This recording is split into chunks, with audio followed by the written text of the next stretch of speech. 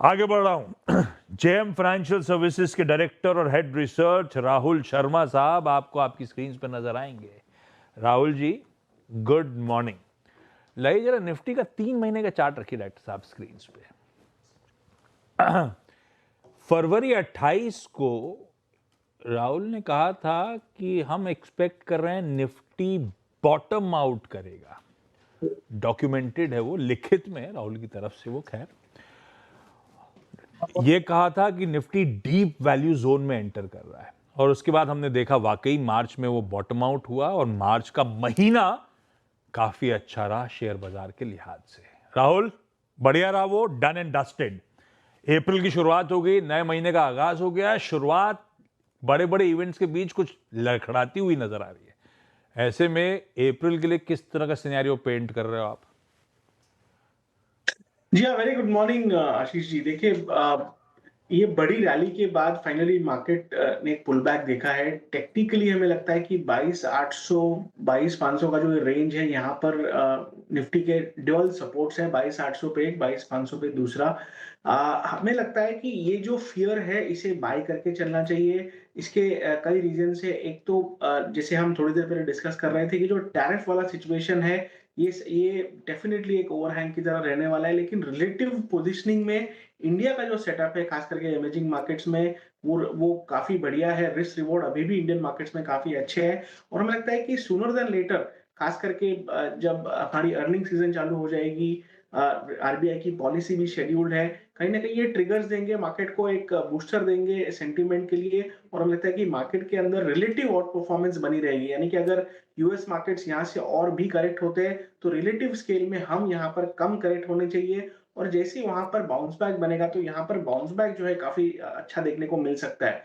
तो इसमें स्ट्रैटेजी क्या रखे? देखिए, स्टॉक स्पेसिफिक यहाँ पर वोलेटिलिटी ज्यादा है, तो हम स्टॉक स्पेसिफिक अवॉइड करेंगे यहाँ पर। लेकिन आप इंडेक्स बेस्ड अप्रोच लेकर के चल सकते हैं। हमने फरवरी मार्च में भी आपके शो पर जूनियर बीस लेने की राय दी थी। तकरीबन 10-12% जूनियर बीस नीचे से चल गया पिछले महीने। अब इस करेक्शन में हमें लगता है कि तकरीबन 660 के आसपास जूनियर बीस को फिर लिया जा सकता है। जूनियर बीस एक ईटीएफ है जो निफ्टी नेक्स्ट 50 को रेप्लिकेट करता है। तो निफ्टी नेक्स्ट 50 वो स्टॉक्स है जो निफ्टी 50 के बाद वाले जो 50 स्टॉक्स है, वो इस इंडेक्स में आते हैं। तो आपको एक लार्ज कैप और एक अपर मिड कैप का एक फ्लेवर मिल जाता है इस इंडेक्स के अंदर, और इसे बाय करके आप यहाँ पर चल सकते हैं।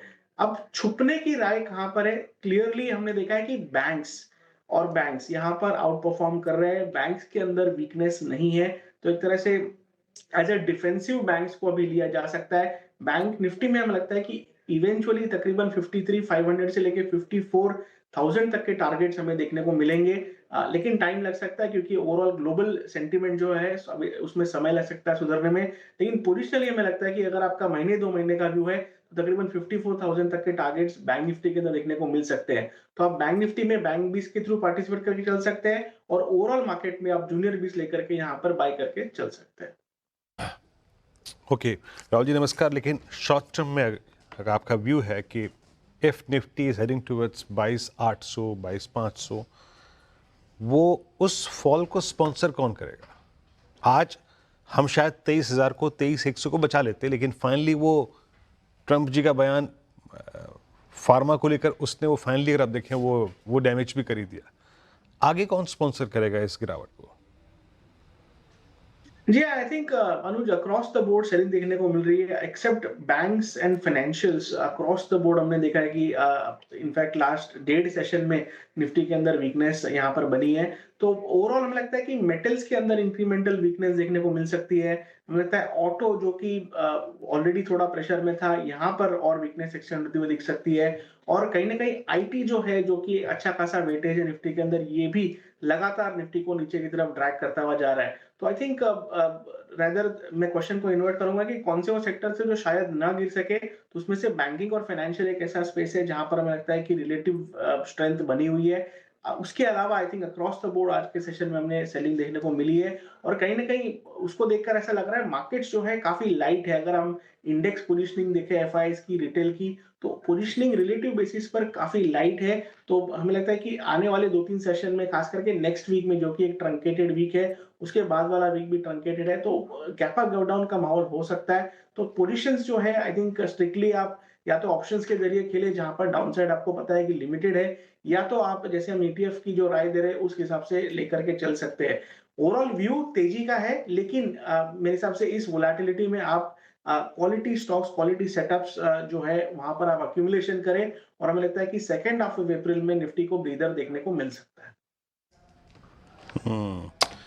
चलिए राहुल जी, बहुत बहुत शुक्रिया, आप इस मंत्रणा में, इस बातचीत में आज शामिल हुए और आपसे बातचीत करते करते इस वक्त निफ्टी इस वक्त डे लो पर 22,930, तो फाइनली